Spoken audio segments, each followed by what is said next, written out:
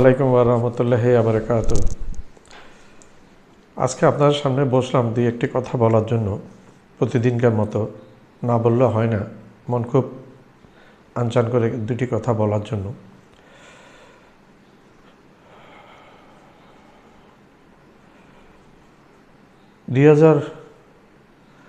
চব্বিশ সালে 5ই August fascist Sheikh Hasina পতন হয়েছিল। ডিক্টেটর শেখ হাসিনা পতন হয়ে ভারতের বুকে গিয়ে আশ্রয় নিয়েছে ছাত্র জনতা। ছাত্ররা তাকে এখান থেকে তাড়িয়ে দিয়েছে, প্রাণ ভয়ে পালিয়ে সে প্রাণ রক্ষা করতে হেলিকপ্টার এবং প্লেন যোগে সে ভারতে গিয়ে আশ্রয় নিয়েছে। আজ অব্দি এখানে আছে। এখান থেকে নানা রকম কূটচাল চালছে এখনও, এবং ভারত সরকার তাকে সহযোগিতা করে যাচ্ছে। সে কিন্তু একজন মৃত্যুদণ্ডপ্রাপ্ত আসামি। সে শেখ হাসিনা এবং শেখ হাসিনার স্বরাষ্ট্রমন্ত্রী আসাদুজ্জামান খান কামাল। এখন আসাদুজ্জামান খান কামাল দিল্লিতে কলকাতা যেখানে ছিল, হঠাৎ করে তার মৃত্যুদণ্ড রায় হওয়াতে সে বিকেলে পালিয়ে গেছে, আত্মগোপনে চলে গেছে, এবং কোথায় আছে সেটা প্রকৃতপক্ষে কেউ বলতে পারছে না ঠিকভাবে। আর ভারতের গোয়েন্দা সংস্থা অবশ্যই সেটা জানে। তো সে আজ করতে পেরে সে লুকিয়ে গিয়েছিল। আর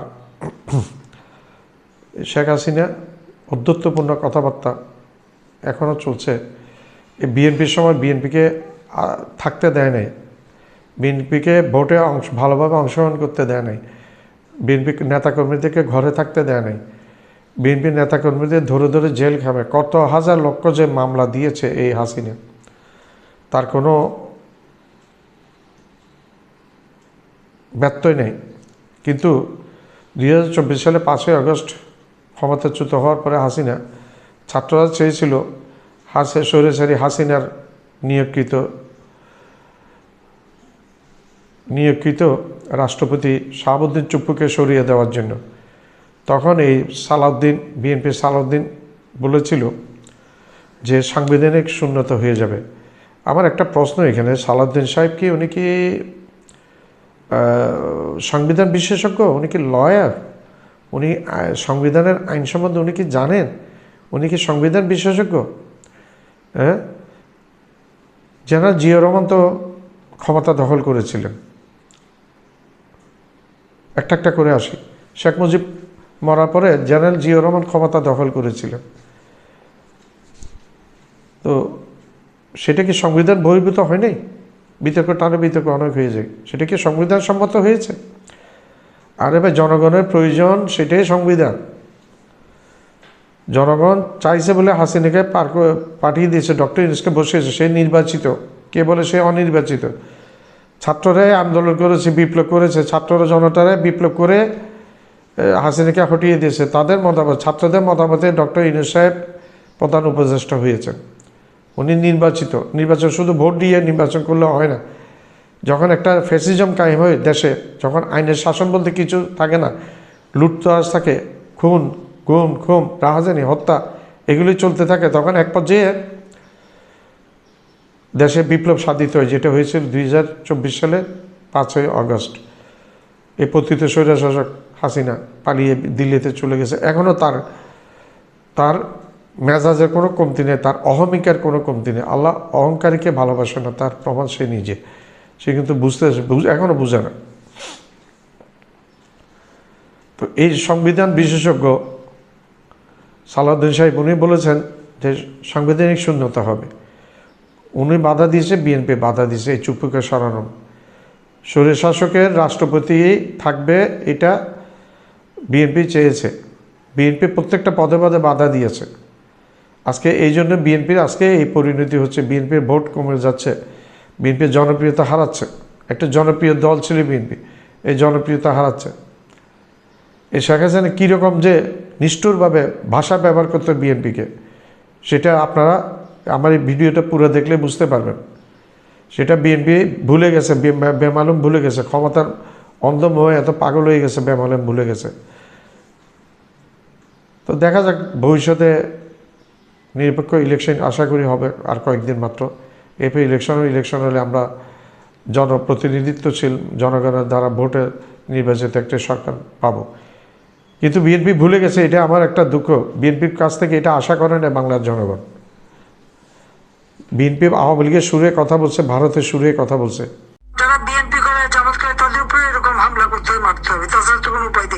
একজন ফ্যাসিস্ট সে তার অপকর্মগুলো চোখে দেখে না, তার চোখের উপর এক ধরনের পর্দা পড়ে যায়। সে মনে করে সে যা বলে যা করে সবই সত্য এবং সবই তাকে সে অসম্ভব জনপ্রিয়। এটা ফ্যাসিস্টদের সাধারণত একটা বৈশিষ্ট্য। আমরা ফ্যাসিস্ট দেখেছি, আইয়ুব খানকে দেখেছি, ইয়াহিয়া খানকে দেখেছি, জুলফিকার আলী ভুট্টোকে দেখেছি, শেখ মুজিবকে দেখেছি, জেনারেল এরশাদকে দেখেছি, তারপর হাসিনাকে দেখেছি। ফ্যাসিস্টদের এটা এরকম, এবং ফ্যাসিস্টদের পরিণতিটা খুব করুণ পরিণতি হয়। তাদেরকে 2-3 রকমের সাজা পায় তারা। একটা হচ্ছে তারা যারা ভাগ্যবান অথবা ভাগ্যবতী তারা পালিয়ে যেতে পারে। সেই ভাগ্যের মধ্যে পড়েছে শেখ হাসিনা, পালিয়ে যেতে পেরেছে। নাহলে ওই দিন গণভবনে ছাত্ররা পেলে তারা নিস্তার রাখতো না, ওই দিনই মেরে ফেলতো, কিন্তু 1-2তে মেরে ফেলতো। এটা একেবারে সবাই বলা বলি করছে এই কথাটা।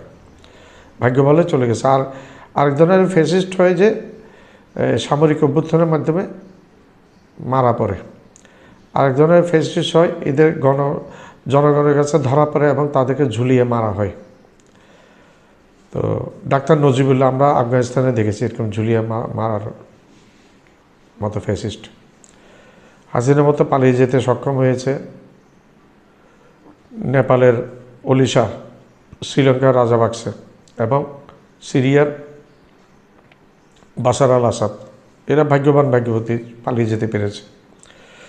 ফ্যাসিস্টরা সবসময় মনে করে তাদের কর্মকাণ্ডগুলো সঠিক, তারাই সঠিক, তাদের সব কিছু সঠিক, এবং তারা ক্ষমতা হারার পরেও তারা এক ধরনের আচরণ করে। তারা বাস্তব থেকে সম্পূর্ণ আগে যেরকম বাস্তব বিবর্জিত ছিল, তারা একটা স্বপ্নের জগতে থাকে, সেরকম স্বপ্নের জগতে থাকে। ক্ষমতা হারানোর পরে তারা ক্ষমতা হারানোর এই জিনিসটা মেনে নিতে পারেন। তারা মনে করে আবার আসবে, আবার ক্ষমতায় বসবে। আরে ভাই, তোমার ক্ষমতায় বসতে হলে জনগণের সমর্থন লাগে। তুমি হাসিনার জনগণের সমর্থন নাই বিধে তুমি 3-3বার অবৈধ ইলেকশন করেছো ভারতের রয়ের সাথে মিলে। তুমি করেছো জীবনভর ভারতের দালালি। আর তুমি বাংলাদেশের মানুষকে তুমি কি ভালোবাসো? তুমি বাংলাদেশের মানুষকে ভালোবাসো না, ভালোবাসতে পারো না। তুমি ভালোবাসো ভারতকে, ভারতের সরকারকে তুমি ভালোবাসো। তুমি হচ্ছে ভারতের এজেন্ট, ভারতের দালাল। আমি জানি 5 তারিখ আমাদের হত্যা করতে চেয়েছিল। যেভাবে হোক খোদা যেমন গ্রেনেড হামলার থেকে বাঁচিয়েছে, বা ওই বোমা হামলা তার থেকে বাঁচিয়েছে, গুলি থেকে বাঁচিয়েছে, চট্টগ্রামে গুলি, কটলিপাড়া বিশাল বোমা, এর থেকে যেমন বাঁচিয়েছে সেই 21 আগস্ট গ্রেনেড হামলা থেকে, ঠিক সেইভাবেও এবার কিন্তু মাত্র কয়েক মিনিটের জন্য আমরা বেঁচে গিয়েছিলাম। এটা আল্লাহরই ইচ্ছা। নইলে সেদিনই তো তাদের অন্য ধরনের ইচ্ছা ছিল যে আমাদের 2 জনকে শেষ করতে পারলে বোধহয় তাদের মনোবাঞ্ছা পূর্ণ হতো। সেটা না পেরে এখন আপনারা দেখেন মিথ্যা মামলা দিয়ে আমি, রেহানা, আমাকে তো মৃত্যুদণ্ডই দিয়ে দিয়েছে, তাতে আর কোনো চিন্তা নাই তাদের। আর এরপরে রেহানা এবং জয়, পুতুল, ববি, টিউলি, প্রপন্থী সবাইকে প্রত্যেকের বিরুদ্ধে মামলা।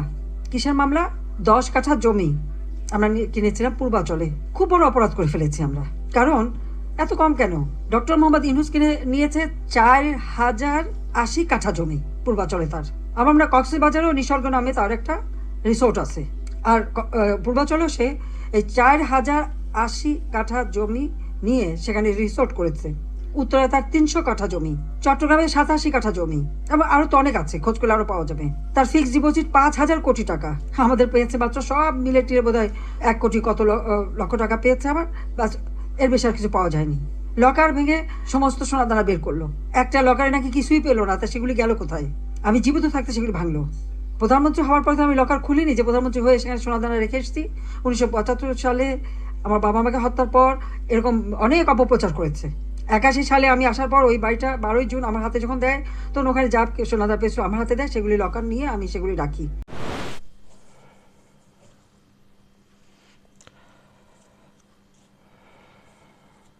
হাসু আপা, আপনার বিবেক কখন জাগ্রত হবে? আল্লাহ কি আপনার মধ্যে সামান্যতম বিবেক দেননি? উনি অবশ্যই দিয়েছেন, কিন্তু আপনি যে খারাপ, বিবেক আল্লাহ রাব্বুল আলামিন দিয়েছে, কিন্তু আপনি যে খারাপ। এতগুলো মানুষ হত্যাকাণ্ড করেছেন। জুলাই আগস্টে 2024 সালের ছাত্রদেরকে মেরে ফেলেছেন, আপনার হুকুমে পুলিশে মেরেছে। জাতিসংঘের হিসেবে 1400, কিন্তু আমাদের হিসেবে 2000-এর উপরে। আপনার থেকে শিশুরা পর্যন্ত রেহাই পায়নি। আপনার হত্যাকাণ্ড থেকে 63টা শিশু রেহাই পায়নি। আপনার হত্যাকাণ্ড থেকে পথচারীরা রেহাই পায়নি। 1400 ছাত্র রেহাই পায়নি। আপনার হত্যাকাণ্ড থেকে 57 জন বাংলাদেশ সেনাবাহিনীর বিডিএস চৌকস অফিসার রেহাই পায়নি। আপনি সেনাবাহিনীর মেরুদণ্ড ভেঙে দিয়েছেন ভারতের সাথে মিলে। ভারতকে দিয়ে আপনি সেনাবাহিনীর মেরুদণ্ড ভেঙে দিয়েছেন। সেনাবাহিনী যেন মাথা তুলে দাঁড়াতে না পারে, আর আপনি আপনার সুরের শাসন কায়েম করে রাখতে পারেন। কিন্তু আপনি ভেবেছেন একরকম, আল্লাহর প্ল্যান আরেক রকম। আল্লাহ হচ্ছে সবচেয়ে বড় আর্কিটেক্ট, উনি স্থপতি, উনি করে রেখেছেন আরেক রকম। আপনার দুর্দান্ত প্রতাপ, আপনার অহমিকা, আপনার গুণ খুম আয়নাগর, এত অহমিকাভাবে কথা বলতেন, বেগম খালেদা জিয়াকে এত নির্লজ্জভাবে তিরস্কার করতেন, ভাষা আপনার এত খারাপ, তারেক জিয়াকে এত খারাপভাবে আপনার কথা বলতেন, কিন্তু কোনোদিন তারেক জিয়া আপনার সম্বন্ধে বলতে শুনিনি। বেগম খালেদা জিয়া আপনার সম্বন্ধে শুনিনি। বয়োবৃদ্ধ 84-85 বছর বয়স্ক ডক্টর মোহাম্মদ ইউনূসকে আপনি যেভাবে ব্যবহার করতেন, সুদী, রক্তচোষা, এই সমস্ত ভাষা ব্যবহার করতেন। আসলে আপনি একজন অশিক্ষিত মূর্খ ছাড়া আর কিছু না, একজন সাইকোপ্যাথ। আপনার মধ্যে মায়া মমতা কিছুই নেই। ছাত্র জনতা হত্যা করেছেন, আপনি ছাত্রদেরকে হত্যা করেছেন, বিডিএ হত্যা করেছেন, হেফাজত হত্যাকাণ্ড করেছেন, তারপরে আপনার খায়েশ মিটেনি। আপনি আবার আশা করেন বাংলাদেশে এসে রাজত্ব কায়েম করবেন। হ্যাঁ, আপনি কি আসলে আপনার সাইকোপ্যাথ? আপনি একটা পাগল ছাড়া কিছু না। আপনাকে আগে পাগলের চিকিৎসা করতে হবে। আপনি বিশ্বের মধ্যে সবচেয়ে বর্তমানে একটা উচ্চ মাপের খুনি ফ্যাসিস্ট। এই ফ্যাসিস্টের খুনি ছাড়া আপনি কিছুই না। কি করে আশা করেন আপনি আবার ক্ষমতায় আসবেন? বিগত 100 বছর ইতিহাস আপনাকে বলছি, বিগত 100 ইতিহাস ঘেটে দেখেছি, বিগত 100 বছর ইতিহাসে এমন কোনো নজির নেই কোনো ফ্যাসিস্ট গতিচ্যুত হয়ে ক্ষমতা থেকে পড়ে গিয়ে আবার দ্বিতীয়বার ক্ষমতায় এসছে। যদি থাকে আপনি আমাদেরকে একটু জানাবেন। আপনি ভারতে বসে লম্বা লম্বা কথা বলেন, লজ্জা লাগে না আপনার? ভারতের সাংবাদিকরা, ভারতের লোকজন আপনার বিরুদ্ধে কথা বলা শুরু করেছে। তারা বলেছে ভারত আপনাকে আশ্রয় দিয়েছে, আপনি এখানে আরামে থাকছেন, ইয়েতে থাকছেন, আপনি এখান থেকে সুন্দরভাবে কথাবার্তা বলবেন। আপনি এখান থেকে বাংলাদেশকে উস্কানে বাংলাদেশে অস্থিতিশীল করার চেষ্টা করছেন, যার কারণে ভারতের সাথে বাংলাদেশের সম্পর্ক আরও খারাপ হচ্ছে। আর ভারতের সাথে বাংলাদেশের সম্পর্ক খারাপ হলে অর্থনৈতিকভাবে বাংলাদেশের ক্ষতি নেই, অর্থনৈতিকভাবে ভারতেরই ক্ষতি হচ্ছে বলে স্বীকার করেছেন ভারতের সেই সাংবাদিক। এবং ভাদুরী নামে একজন সাংবাদিক আছে, উনি তো প্রকাশ্যে বলেছেন যে আপনি ভারতের কর্মচারী, আপনি ভারতের দাসী ছাড়া কিছুই না। আপনি নিজেকে মনে করতেন বাংলাদেশ একটা ভারতের অঙ্গরাজ্য, আপনি মুখ্যমন্ত্রী এটা মনে করতেন। সেটা ভাদুরী কথা। আপনি তার ইয়েগুলো বক্তব্যগুলো শুনবেন। ভারতের মানুষ এখন আপনার বিরুদ্ধে কথা বলা শুরু করেছে। আপনাকে কোনো দেশ এখন নিতে চাচ্ছে না, আপনাকে নিতে চায় না, এখন নিচ্ছেও না। না আপনাকে, না আপনার মন্ত্রীদের, না আপনার এমপিদেরকে কোথাও নিচ্ছে না। ব্রিটেন থেকে ফেরত দিয়ে দিয়েছে আপনার আখতারুজ্জামান চৌধুরী বাবুর ছেলে সাবেক ভূমিমন্ত্রী সাইফুজ্জামান বা জাভেদকে। লুটেরা লুট করে 200-র উপরে 250-র উপরে ফ্ল্যাট বাড়ি কিনেছে ব্রিটেনে ভূমি প্রতিবন্ধী থাকা গেলে।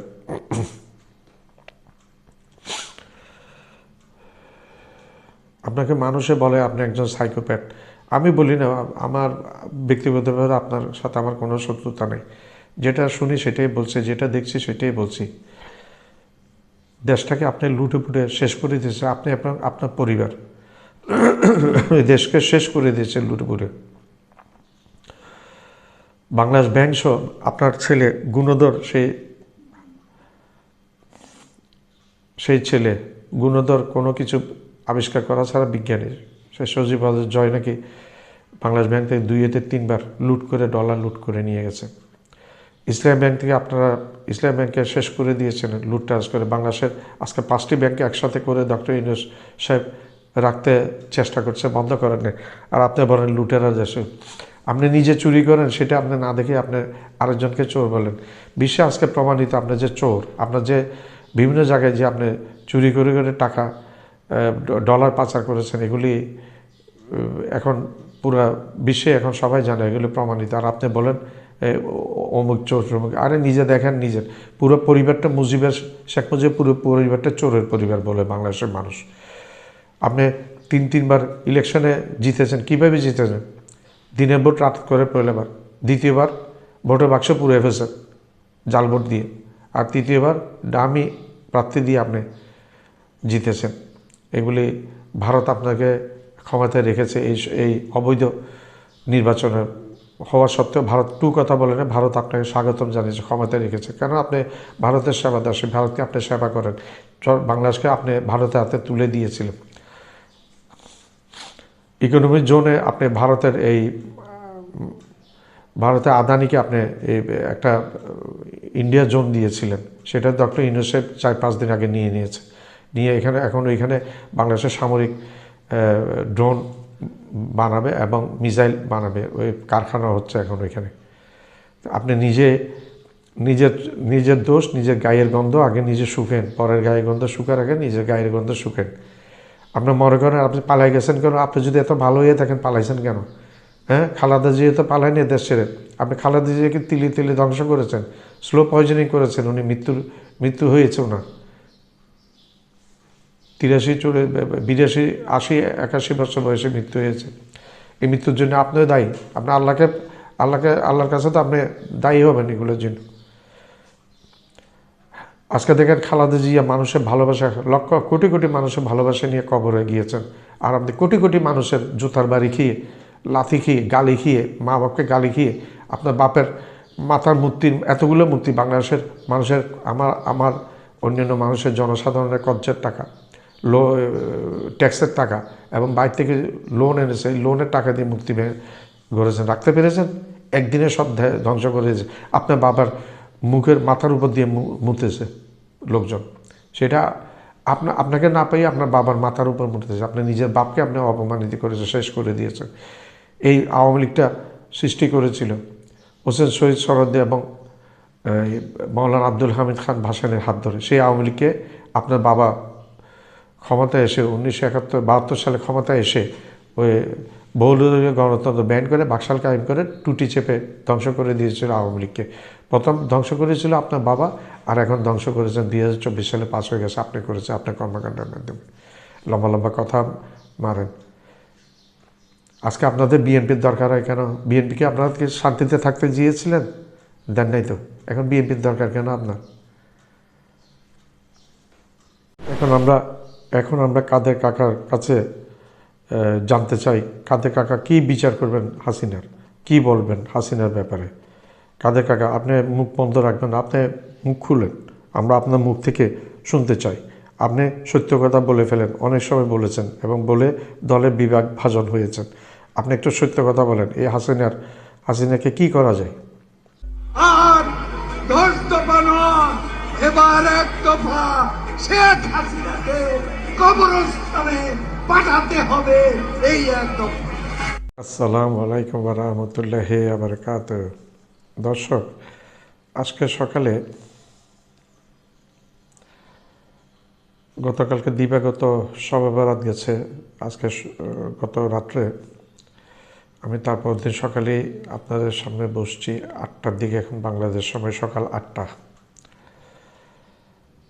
দুটি কথা বলার জন্য। কলকাতার নিউ টাউন এলাকায় বিলাসবহুল ফ্ল্যাটে থাকেন আমাদের সাবেক সেতুমন্ত্রী, সড়ক মন্ত্রী জনাব ওবায়দুল কাদের, আওয়ামী লীগের যিনি সাধারণ সম্পাদক ছিলেন দীর্ঘদিন, আর দীর্ঘদিন রাজনীতির সাথে জড়িত ছিলেন। উনি ঢাকা বিশ্ববিদ্যালয়ের ছাত্র নেতা থেকেই নেতাতে পরিণত হয়েছিলেন। সে ওবায়দুল কাদেরের মুখে এখন খুব আফসোসের ভাষা, এখন আর শান্তিতে নেই মানসিকভাবে। সেই ওবায়দুল কাদের, আমাদের কাদের চাচা, কাকা, তার বলার অপেক্ষা রাখে না। শুধু তিনি না, বাকি যেখানে ভারতে যারা আশ্রয় নিয়েছেন, ভারতের এমপি মন্ত্রী এবং কোন আওয়ামী লীগের কর্মীরা যারা ভারতে আশ্রয় নিয়েছেন তারা খুব একটা ভালো নেই। আরে ভাই, দেশ ছেড়ে ভাই বিদেশে কে ভালো থাকে ভাই? আমরা বিদেশ করেছি, আমরা জানি। দেশ তো দেশেই, দেশ হচ্ছে মায়ের বুক, দেশে থাকা মানে মায়ের বুকে থাকা। তো আপনার আজকে কেন ভারতে, প্রশ্ন হচ্ছে আজকে আপনার কেন ভারতে থাকতে হচ্ছে, দেশ ছেড়ে পালিয়েছেন কেন? এখন অবস্থা তাদের এমন হয়েছে, ভারতের বাইরে তারা কোথাও যেতে পারছে না। গত কয়েকদিন পূর্বে আমরা দেখলাম সাবেক ভূমি মন্ত্রী সাইফুজ্জামান বাবুকে দেখেছি, তার অবস্থাটা দেখেছি। সে তার বৈধ পাসপোর্ট এবং ভিসা থাকা সত্ত্বেও লন্ডন এয়ারপোর্টে ঢুকতে দিয়ে এবং ইমিগ্রেশন পার হতে দেনে ফেরত পাঠিয়ে দিয়েছে। তার সাইফুজ্জামান বাবার কাছে বৈধ পাসপোর্ট এবং ভিসাও ছিল, কিন্তু ঢুকতে দেয় নাই। লন্ডনে ব্রিটেন সরকার এবং আমেরিকা এবং কিছু কিছু দেশে এমন একটা নিয়ম নাকি চালু করেছে যে বাংলাদেশ এবং আরও 2টি দেশ, সম্ভবত শ্রীলঙ্কা এবং নেপাল, এইখান থেকে পলাতক যে নেতাগুলো, কর্মীরা, মন্ত্রীরা ওই দেশে ঢুকবে, তাদেরকে যে দেশ থেকে ঢুকবে তাদের যে দেশ সেই দেশের ক্লিয়ারেন্স নীতি নিয়ে আসতে হবে। এটা একটা তাদের জন্য টাফ হয়ে গেছে, এটা সম্ভব না, অসম্ভব একটা জিনিস। কোনো দেশে এখন এই সমস্ত কারাপ্টেড কিলারদেরকে জায়গা দিচ্ছে না। আল্লাহর একটা নিয়ম আছে ভাই, আপনি এটা ভাই একটা ধর্মীয় বিধান। আপনি যদি ভালো কাজ করেন দুনিয়া আপনাকে ভালো জিনিস দিবে, আপনি খারাপ কাজ করলে দুনিয়া আপনাকে খারাপ কাজ দিবে। নিউটনের ঠিক তৃতীয় ল, নিউটনের তৃতীয় ল হচ্ছে নিউটনের তৃতীয় ল হচ্ছে every action there is a same, every action have a same and opposite reaction. প্রত্যেক ক্রিয়ার একটি প্রতিক্রিয়া আছে, সমান প্রত্যেক ক্রিয়ার একটি সমান এবং বিপরীত প্রতিক্রিয়া আছে। আপনার দুনিয়াকে ভালো জিনিস দিলে দুনিয়া আপনাকে ভালো জিনিস দিবে, দুনিয়াকে আপনি খারাপ জিনিস দিলে দুনিয়া আপনাকে ফিরিয়ে দিবে খারাপ জিনিস আপনার হাতে। এখন আপনারা যেটা দিয়েছেন সেটাই পাচ্ছেন।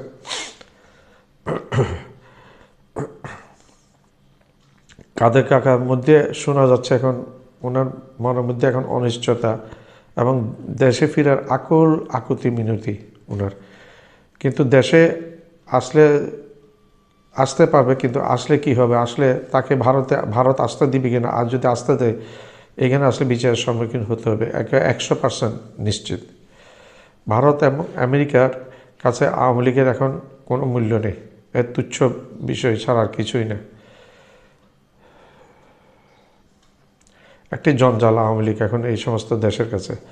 আওয়ামী লীগ এখন এই 2 দেশের কাছে সোনার ডিম না পারা বুড়ো হাঁস ছাড়া আর কোনো কিছু না, যার কোনো মূল্য নেই।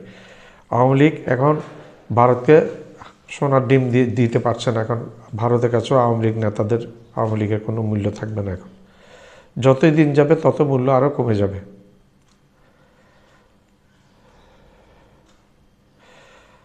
কাদের কাকা বলছে দেশ চলত হাসিনার ফ্যাসিস্ট পদ্ধতিতে এবং আওয়ামী লীগের, এটা কাদের কাকার মুখের ভাষা, আমি বলছি না।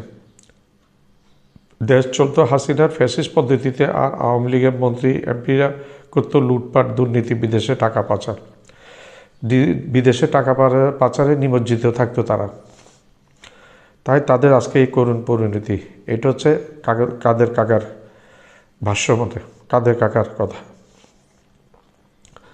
তবে আমরা দেখেছি 100 বছরের ইতিহাসে দেখেছি আজ পর্যন্ত, বিগত 100 বছরের মধ্যে কোনো একজন ফ্যাসিস্ট পতন হওয়ার পরে পুনরায় আর ক্ষমতা আসতে পারে না, গদিতে বসতে পারে না। সেখানে হাসিনারটাও ব্যতিক্রম হবে না, সেই একই ইতিহাস থাকবে। ইউরোপ এবং আমেরিকার কাছে এখন আওয়ামী লীগকে নিয়ে ভাবার কোনো সময় নেই। কাদের কাকা অনেকটা হাসিনাকে বলেছে স্বেচ্ছাচারী, যেটা সত্যি সেটাই বলেছে। হাসিনা তো ছিল ভারতের দালাল, ফ্যাসিস্ট। সে দেশের মানুষের মঙ্গল কামনা করতো না, সে সবসময় মঙ্গল কামনা করতো ভারতের।